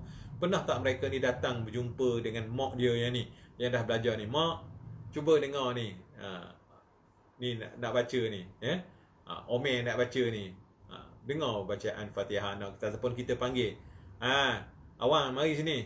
Mak nak dengar bacaan Fatihah awak ni. Walaupun anak kita tu dah umur 40 tahun ke 50 tahun ke, mari dengar sekali. Cuba baca sikit bacaan Fatihah awak. Tuan-tuan, kalau kita buat begitu tuan-tuan, mana tahu kok lah kita terjumpa dengan kesalahan-kesalahan anak kita semasa mereka membaca Al-Quran. Sempat lagi kita tegur, ya. Tinggal lagi kadang-kadang budak-budak ni, ialah dia tidak menghargai apa yang ada di hadapan dia, ya. Dia hanya memandang kadang-kadang mak ayah dia ni dengan pandangan sebelah mata, sedangkan dia tak tahu bahawa mak ayah dia tu semangatlah belajarnya, macam tuan-tuan dan perempuan, ya. Artinya begitu juga, ya, macam saya pun sama juga. Walaupun ustaz tak ada, anak-anak nak datang kadang-kadang nak baiki bacaan ke, nak tanya tentang rukun-rukun itu, rukun ini, ya. Dia take kita for granted. Ada ni sebagai ada sahaja. Cukuplah ada mak ayah begitu. Dia tak nak ambil peluang, ya. Jadi kerugian mereka lah yang rugi. Tapi kita boleh buat sebaliknya, kita panggil mereka. Kita kena buat satu lagi reverse action, ya. Jangan tunggu mereka, kita panggil mereka datang jumpa dengan kita. Cuba baca, ayah dengar. Cuba baca, cuba tanya apa yang sepatutnya kita tanya. Faham dah? Benda rukun, apa sifat 20 tu. Kadang-kadang kita borok-borok gitu. Kadang-kadang kita ni bila borok, suka borok benda-benda yang tak ada kait-mengait dengan perkara-perkara macam ni. Cuba kita ubah sikit topik kita berborok dengan anak-anak kita, ya. Ayah nak check sikit bacaan Fatihah awak. Bacaan tahiyat. Cuba baca tahiyat sekali. Tengok baca tahiyat macam lipas aku dah. Tahiyatul mubarakatuh salawatut tayyibah. Sebut tak betul, kan sedangkan bacaan tahiyat tu semangat itu bacaan wajib. Macam mana kita baca Fatihah, macam itulah juga kita kena baca tahiyat. Itu kan bacaan wajib. Salah bacaan tahiyat, maka habislah semayang kita tu. Jadi perlu kita beri keutamaan perkara-perkara macam ni. Sebab itulah disebutkan di sini, artinya bila kita beribadah ni dengan bersungguh-sungguh. Bersungguh-sungguh ni apa dia? Bersungguh-sungguh kita bukan saja melakukannya, kita kena check kualiti kita. Itu namanya bersungguh-sungguh, ya. Bersungguh-sungguh kita belajar ilmu tentang solat kita, tentang iman kita, tentang takwa, tentang amal kita. Bersungguh-sungguh. Itu namanya bersungguh-sungguh, ya. Ini kan bila sebut bersungguh-sungguh, buat sembahyang, tahajud lah, itulah, apalah ni, tapi ilmu tentangnya tak ada. Ilmu tentang taubat tak ada. Ilmu tentang mengerjakan. Ini namanya bukan bersungguh-sungguh. Ini namanya tasannu'. Tasannu' apa ni? Pura-pura dalam beribadah. Ini termasuk dalam kategori orang yang maghrur. Dia konon-konon dapat hidayat, tapi dia dapat hidayat tu dia tertipu. Dia pun start lah semayang duha, semayang taubat, semayang macam-macam semayang. tapi dalam semayangnya itu dia melakukan tanpa ilmu. Sedangkan kita tahu tangga yang pertama untuk perjalanan seseorang itu kepada Allah, dia mesti settle ilmu dulu. Ilmu tentang tauhid, ilmu tentang ibadah, ilmu tentang tasawuf. Rukun iman, iaitulah ilmu tauhid. Rukun Islam, iaitulah ilmu fiqh, ilmu fiqh. Ya. Rukun ihsan, iaitulah ilmu tentang ilmu tasawuf. Wajib belajar, wajib settle dulu. Kalau tidak, walaupun dia nampak sungguh-sungguh buat ibadahnya malam-malam tahajud, tapi taubat pun tak tahu lagi macam mana. Rukun taubat pun tak tahu lagi macam mana, ya. Rukun taubat pun tak tahu, dia pun beristighfar lah. Istighfar itu adalah bacaan, ya. Dia bukan rukun, dia tak termasuk dalam rukun taubat. Rukun taubat apa dia? Menyesal, berazam untuk meninggalkan dosa dan membenci untuk melakukan dosa ataupun dicampak kembali ke dalam dosa tersebut, terjatuh dalam dosa. Jadi kita tahulah perkara-perkara tersebut, kena ada penyesalan, kena ada keazaman untuk meninggalkan dosa, untuk menjauhkan dosa tersebut. Ya, berazam bersungguh-sungguh itu sangat penting dalam kita bertaubat kepada Allah Subhanahu Wa Taala. Jadi kalau buat amal tanpa ada ilmu, nama sungguh-sungguh tak? Tak nama sungguh-sungguh. Itu namanya tasannu' dalam beramal, berpura-pura dalam beramal. Ini yang kita takut. Nampak hijrah. Sekarang ni orang guna perkataan hijrah.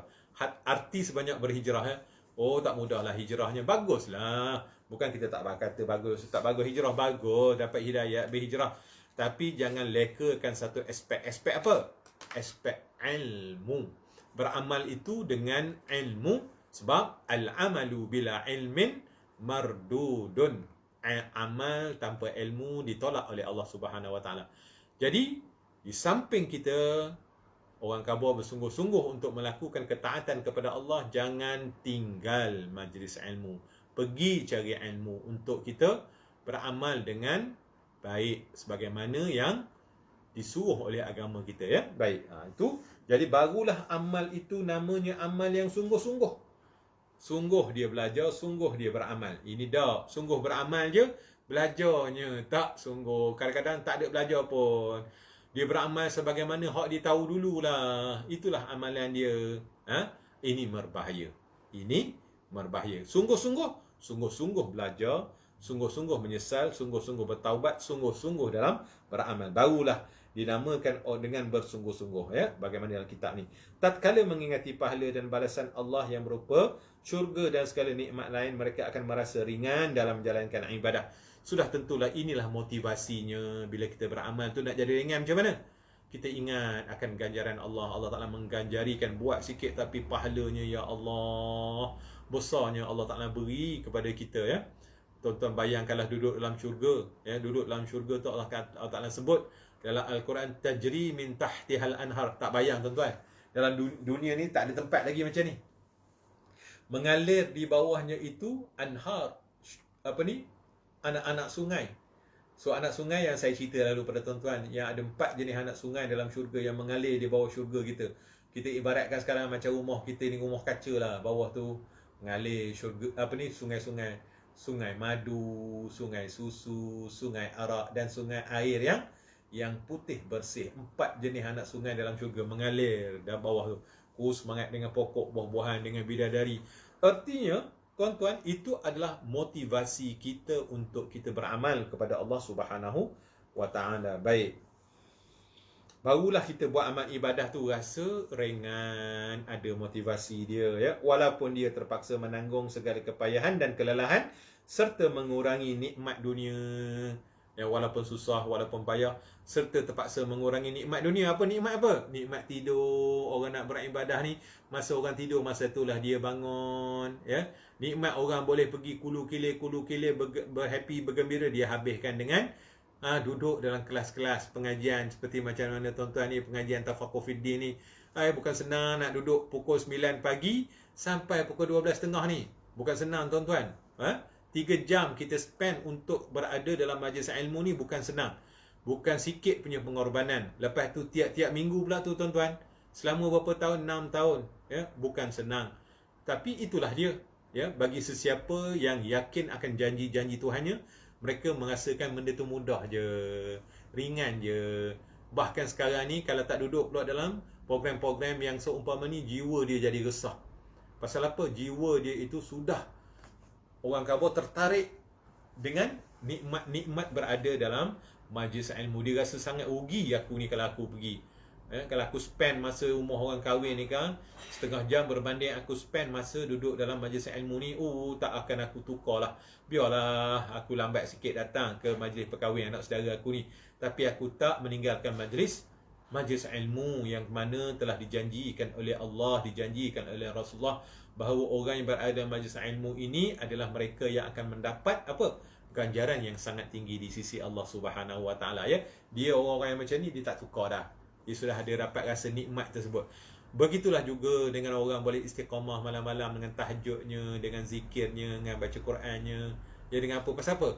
Oleh kerana istiqamahnya tadi, dia dah rasa seronok dah. Dia dah rasa sedap dah. Artinya Allah Ta'ala campakkan dalam hatinya rasa sedap dalam beribadah, rasa seronok dalam beribadah, ya. Orang ini sudah mendapat keyakinan membenarkan janji-janji Allah kepada dia. Dia kalau tertinggal dia rasa rugi sangat, ya. Sebab itulah tuan-tuan dan puan-puan, marilah sama-sama, walaupun susah, walaupun payah, walaupun jerit, kita tetap juga buat, ya. Kita paksa, mula-mula kita paksa, lama kelamaan kita buat dalam keterpaksaan itu dengan rahmat Allah. Allah Ta'ala akan tukar terpaksa itu menjadi seronok. Terpaksa itu dalam perit, pedih, orang rasa pahit, ketat, ya, Allah Ta'ala akan jadikan ianya satu kemanisan kepada kita, ya. Janji kita lawan hawa nafsu kita, sehinggalah hawa nafsu itu menyerah dan dia mengikut kata kita. Dan bila mana dia sudah menjadi tawanan kita, segala ibadah yang kita nak lakukan itu menjadi mudah, ringan, manis, ya. Dan ibadah inilah ibadah yang diterima oleh Allah Subhanahu Wa Taala, ya. Mudah-mudahan kita termasuk dalam kalangan orang-orang yang seumpama ini. Baik, terdapat satu riwayat yang mengatakan bahawa sahabat-sahabat Sayyidina Sufyan As-Sawri khawatir akan keadaan beliau yang selalu takut tetapi bersungguh-sungguh dalam beribadah, sehingga beliau lupa untuk memelihara badan dan pakaiannya. Ya, Imam ataupun Sayyidina Sufyan As-Sawri ini seorang ulama tasawuf, seorang wali Allah yang besar, ya. Sehingga kan sahabat-sahabat beliau tengok kepada beliau ni takut, ya. Kenapa? Bersungguh-sungguhnya beliau ni dalam beribadah sehingga dia lupa untuk memelihara badan dan pakaiannya. Ya, tak jaga dah badan ni, ya. Tak kisah sangat dah, malam-malam berdiri sembahyang, jaga kurang tidur. Orang kurang tidur ni tengok nyata pada mata dia, ya. Badannya kurus, pakaiannya ala kadar, tak cara sangat ke dunia ni, tak mengejar sangat dunia ni, ya. Tak ikut sangat perkembangan fashion ke apa, tak kisah, ya. Janji pakaian itu pakaian yang halal serta menutup aurat, cukup dah bagi dia, ya. Contoh macam itulah. Artinya apa dia? Mereka berkata kepada beliau, wahai tuan guru, wahai ustaz, jika engkau tidak sepayah ini, nescaya akan tercapai segala yang engkau cari tuju, insya-Allah. Jawab Sayyidina Sufyan, bagaimana aku tidak bersungguh-sungguh, kerana aku telah mendengar keterangan bahawa di saat ahli syurga berada di tempat masing-masing, akan datang satu cahaya yang menerangi syurga 8 tingkat itu. Lalu mereka sujud kerana mereka merasakan cahaya itu dari Tuhan. Namun kemudian mereka diperintahkan untuk bangkit dari sujud kerana cahaya itu bukan daripada Allah Subhanahu Wa Taala, tetapi dari seorang wanita syurga yang sedang tersenyum kepada suaminya. Dahsyatlah, ya. Ya.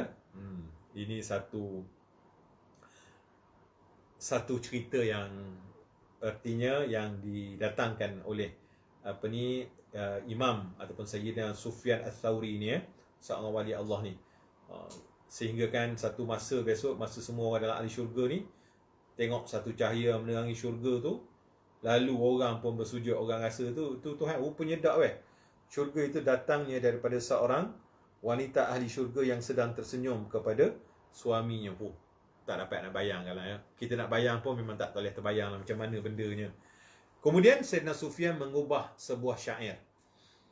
Ma darra man kanatil firdausu maskanahu ماذا تحمل من بؤس وإقتار تراه يمشي كئيبا خائفا وجلا إلى المساجد يمشي بين أطمار يا نفس ما لك من صبر على لهب قد هان أن تقبلي من بعد إدبار.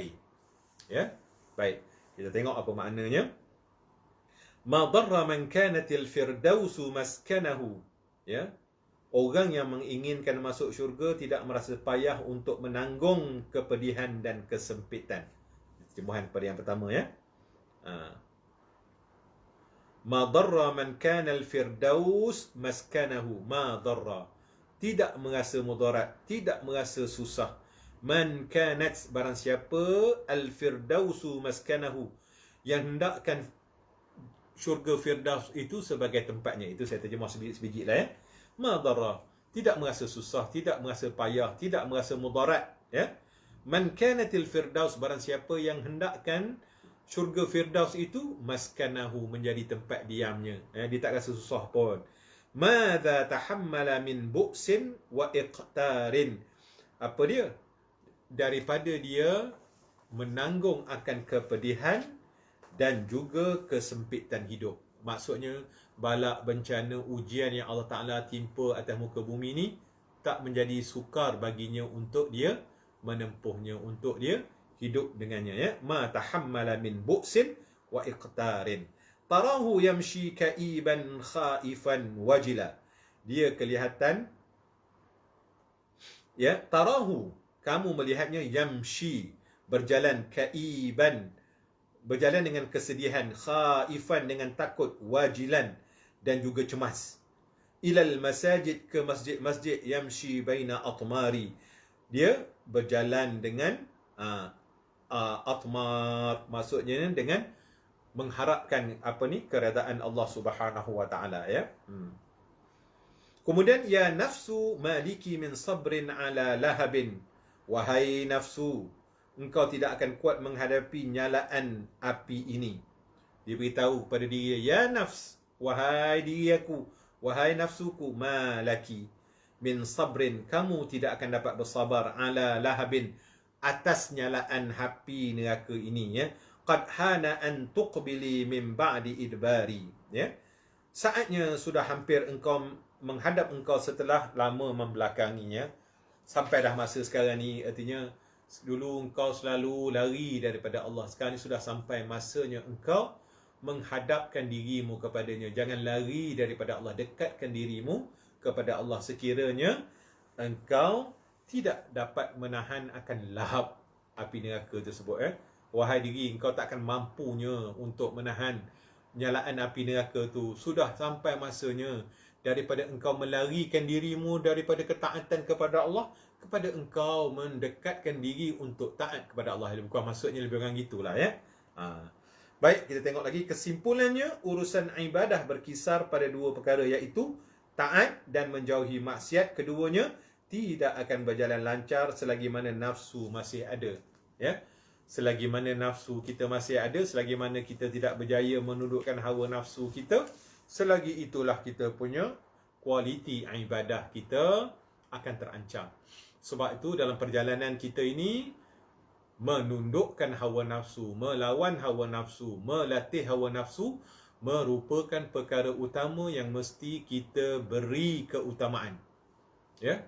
Beri keutamaan, jangan ikut sangat nafsu, jangan tunduk terhadap tuntunan nafsu. Benda yang nafsu nak, kita kena lawan, kita kena kekang dia. Jangan kita ikut sangat kehendak sehingga dia mengikut kehendak kita. Itu maksud dia, ya.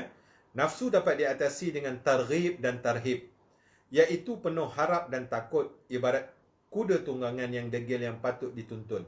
Nafsu dapat diatasi dengan targhib. Targhib ni datang daripada perkataan Arab raghaba. Raghaba ni maksudnya menghendakkan dia, mendorong dia. Targhib ni mendorong. Kita mendorong nafsu kita kepada nikmat-nikmat syurga, cerita tentang nikmat-nikmat syurga. Itu namanya kita mendorong, kita memotivasi kita punya nafsu. Wahai nafsuku. Sebab tu banyak baca buku-buku tentang nikmat syurga, apa yang Allah Ta'ala sediakan kepada hamba-hambanya yang soleh. Ya, apa kelebihan beramal dengan amal yang itu dan amal yang ini. Banyak kelebihan-kelebihan ni. Baca hadis-hadis ya tentang kelebihan amal itu, amal ini. Pasal apa? Litarghib, untuk memotivasi, untuk mendorong diri kita, untuk kita menahan kesukaran mentaati Allah, menahan kesukaran untuk meninggalkan maksiat. Dia perlu kepada targhib. Apa maksud targhib? Memotivasi, ayat-ayat untuk kita mendorong ya. Dengan cara kita membaca kisah-kisah ahli-ahli syurga, kita membaca hadis-hadis yang menceritakan tentang janji-janji Allah, apa yang Allah Ta'ala sediakan kepada hamba-hambanya yang berada di dalam syurga. Itu targhib, maksudnya motivasi, maksudnya kita mendorong hawa nafsu kita, itu timbul perasaan rojak kita, nakkan itu, nakkan ini, nakkan itu. Jadi kuatlah diri kita untuk beramal. Pasal apa? Targhib ni tadi, dorongan ni tadi ya. Dengan sebab kita membaca, kita mengetahui tentang nikmat-nikmat syurga, tentang apa yang Allah Ta'ala sediakan kepada hamba-hambanya yang patuh kepada dirinya ya. Kemudian satu lagi tarhib ya, tak lari. Tarhib dengan targhib. Tarhib ni menakut-nakutkan. Jadi kita juga perlu membaca cerita-cerita tentang ahli-ahli neraka, yang mana apa ada dalam neraka tu. Tarhib datang pada perkataan rahaba. Rahaba ini menakutkan, menakut-nakuti akan diri kita daripada seksaan-seksaan yang bakal menimpa kita dalam kubur besok. Orang tinggal semayang, apa dia? Rasulullah beritahu dalam kubur besok, orang yang tak semayang ni masuk je dalam kubur, terus selepas muka nangkit tanya dia, datanglah namanya satu ekor ular, namanya Syuja'ul Aqra'. Syuja' Aqra'. Syuja' Aqra' ni diceritakan panjangnya 70 hasta. Ya, matanya merah, giginya seolah-olah dibuat daripada besi-besi waja. Taring bercacang sekali, ada tanduk. Kalau macam kita, kalau kita mudah nak bayang atas muka bumi Allah ni, yang biasa kita tengok naga tu lah. Naga tu kan dia bertanduk, giginya tajam, ku semangat lah. Panjangnya ku semangat 70 hasta tuan-tuan. Ya. Kalau kita tengok ular tedung sela yang panjangnya 3 meter tu pun kita dah geli geleman dah ya. Itu baru panjang 3 meter. Ni 70 hasta tuan-tuan. Besar mana? Besar mana 70 hasta ni tuan-tuan ya. Sekali dia gigit, gigitannya itu sangat bisa ya. Oh tuan-tuan, itu akan menakutkan kita, akan memberi rasa diri kita terancam. Tak berani, aku nak tinggal semayang. Sebab orang yang meninggalkan semayang ni, dia akan berhadapan dengan ular yang namanya Syuja'ul Aqra'. Syuja'ul Aqra' itu tadi. Baik, itu di antara yang disebut sebagai tarhib. Tarhib ni apa? Kita membaca kisah-kisah yang boleh menakutkan diri kita, menakutkan nafsu kita ya. Buatlah. Ini balasan Allah. Ini Allah Ta'ala janji kepada orang yang mengumpat, orang yang ada perasaan dengki, khianat ya. Ini Allah Ta'ala janji kepada orang yang ada perasaan hasad, dengki.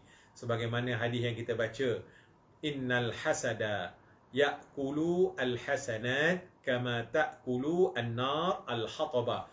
Sesungguhnya penyakit hasad itu dia memakan segala kebaikan kita sebagaimana memakannya api akan daun-daun kering ataupun al-hatab, kayu-kayu yang kering. Jangan ada hasad ya. Nak hasad kepada orang, teringat, aku kalau hasad ni kan, artinya dia akan memakan amal kita ya. Kita dah bincang tentang hasad ya. Apa yang dikatakan hasad, dengki, lepas naik tinggi lagi, dah hasad dengki ni, dia ada pula yang dinamakan khianat. Khianat ni lagi dahsyat lah. Khianat ni lah yang pergi sampai sihir, sampai kita upah orang untuk memusnahkan kawan-kawan yang kita hasad tu tadi. Mula-mula hasad, lepas tu dia sampai khianat. Tu macam-macam lah lagi ya, dosa-dosa besar yang lain. Artinya itu bila kita ada tarhib ni akan menghalang kita untuk kita melakukan dosa-dosa yang besar. Pasal apa? Kita tahu janji-janji Allah tadi, iaitu penuh harap dan takut, ibarat kuda tunggangan yang degil yang patut dituntun. Itulah hawa nafsu kita. Bila ada tarhib, ada targhib, maka hawa nafsu kita ini bolehlah kita jinakkan dia. Ibarat kuda yang liar tadi, bila mana kita nak mengekang dia, mesti kita kekang dengan tarhib dan targhib. Dengan kita banyak mengingati akan janji-janji Allah kepada ahli-ahli syurga dan juga ahli-ahli neraka. Jika ia membelok ke tempat yang membahayakan, ia harus dipukul hingga kembali. Ya. Kalau nafsu kita ni nak buat benda jahat, kita ingatkan, hai nafsu, sanggup ke kau nak menahan dalam kubur besok, di titian sirat besok, ataupun di mahsyar besok. Benda ni yang akan menunggu engkau. Artinya ilmu kita beritahu diri kita. Ya, itu penting duduk majlis-majlis ilmu. Aku dengar dulu ustaz tu cerita, ini bagi orang-orang yang hasad dengki, ni dia. Orang yang fitnah, khianat, ni dia balasan-balasan dia. Sanggup ke engkau wahai nafsu? Engkau sabarlah wahai nafsu. Ya, jangan kau buat perkara ni.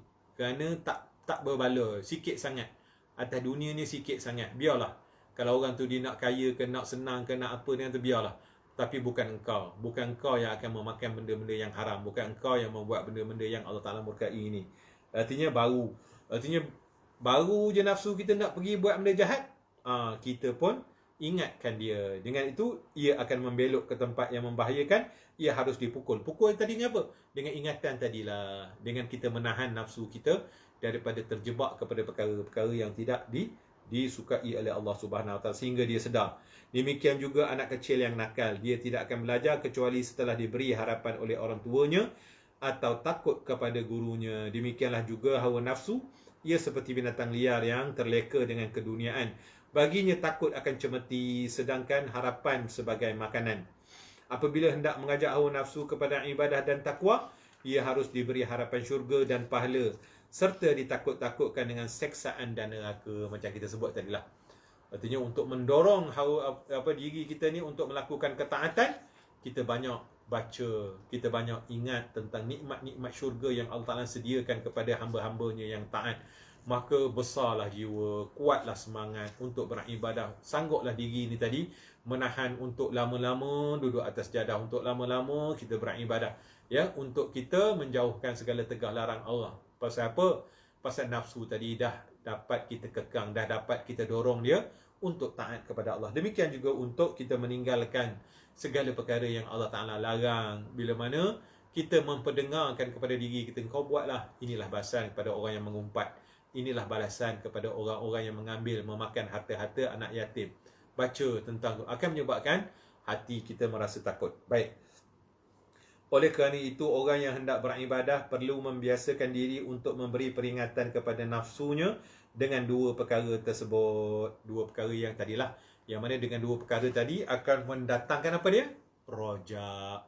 Itulah dua perkara yang akan mendatangkan sifat rojak kepada kita. Apakah dua perkara tadi yang telah kita bacakan di awal tadi? Yang pertama, untuk membangkitkan keinginan untuk taat, mengerjakan kebaikan, dan juga agar tidak merasa payah dan susah dalam menanggung derita sengsara, lelah dalam beribadah, ya. Itulah dua perkara tersebut. Ya, baik, kita baca lagi.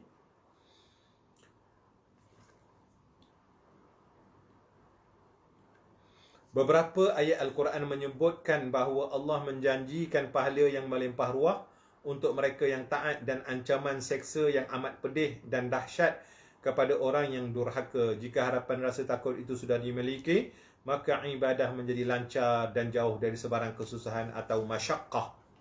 Ditulis tu masyaqqat, ya, masyaqqah sebenarnya. Raja dan khauf menurut ulama sufi bererti kembali kepada bahagian khawatir, iaitu perkara-perkara yang belum dapat diketahui akan kepastiannya, bagaimana yang kita syarahkan tadilah.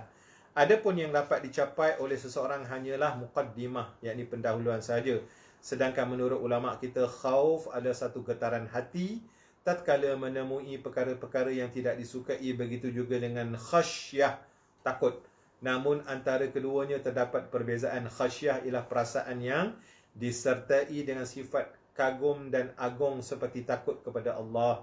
Manakala khauf pula berlawanan dengan sifat berani atau merasa aman.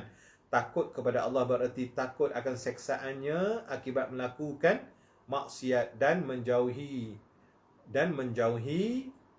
akan maksiat. Jadi benda ni insya-Allah kita akan kupas lagi pada pada kita punya kelas yang akan datang tuan-tuan ya. Sebab banyak lagi dalam perkara ni, insya-Allah saya akan tengok dulu soalan-soalan yang kalau tuan-tuan ada tengok soalan ni saya tak ni.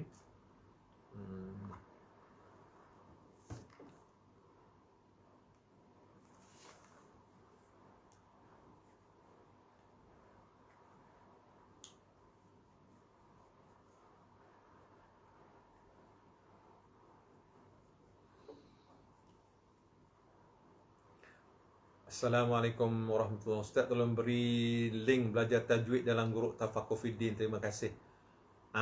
Sebagaimana yang Puan Azizah Umar jawab tu, mengikuti pengajian TFD setiap hari Sabtu jam pukul 11 ya. Bagi yang bertanya ni, ikuti kuliah Ustaz Saleh, Dr. Saleh, pengarah Ma'atat Fiturah Negeri Pahang. So dia subjek tajwid dan juga tafsir ya. Tajwid dan juga tafsir. Sebelum dia mengajar tafsir, biasanya dia akan buat tajwid dulu ya. Baca dan tajwid. Boleh ikuti kelas dia pada pukul 11. Boleh scroll dalam grup. Boleh scroll dekat page ni. Buka page ni. Dalam page ni ada kelas-kelas Ustaz Saleh. Boleh buka. Semua yang Dr. Saleh ajar tu, tuan-tuan boleh tengok dalam kita punya page Tafakufiddin ya, Negeri Pahang ni. Scroll ke bawah, banyak kat bawah tu. Dan boleh follow FB Ustaz Dr. Saleh direct. Okay. So kerana hari ni memang kita tak ada soal jawab. Terima kasih kepada yang sama-sama berada dalam majlis ilmu kita pada pagi ini. Saya kira cukup setakat itu. Mudah-mudahan apa yang kita kongsikan bersama-sama pada pagi ini memberi manfaat kepada semuanya. Jangan lupa kita sekarang berada pada bulan Rabiul Awal, iaitu bulan kelahiran baginda Nabi Muhammad sallallahu alaihi wasallam. Pertingkatkan makrifah kita kepada baginda Rasulullah sallallahu alaihi wasallam dengan kita membanyakkan membaca sirah-sirah nabawiyah ataupun kitab-kitab sirah nabawi dan juga Syama'il Muhammadiyah. Dan jangan lupa kita menyertai majlis-majlis sambutan Maulidur Rasul, iaitu majlis qasidah, majlis selawat, dan kita sendiri buat amal dengan memperbanyakkan selawat. Mudah-mudahan dengan asbab selawat itu kita menjadi umat baginda Nabi sallallahu alaihi wasallam. Rasulullah kenal kepada kita, dan mudah-mudahan dengan asbab selawat yang kita buat dengan bersungguh-sungguh pada setiap hari itu akan membuka pintu syafaat baginda Nabi sallallahu alaihi wasallam kepada kita. Itu saja. Terima kasih. Aqulu qawli hadza wa astaghfirullahal azim li wa lakum. Wassalamualaikum warahmatullahi wabarakatuh. A'udzu billahi minasyaitonir rajim. Bismillahirrahmanirrahim. Alhamdulillahi rabbil alamin, wassalatu wassalamu ala asyrafil anbiya wal mursalin sayyidina Muhammadin wa ala alihi wa sahbihi ajma'in. اللهم اجعلنا من التوابين واجعلنا من المتطهرين واجعلنا من عبادك الصالحين. اللهم اجعلنا من عبادك المخلصين. اللهم اجعلنا من عبادك الشكر.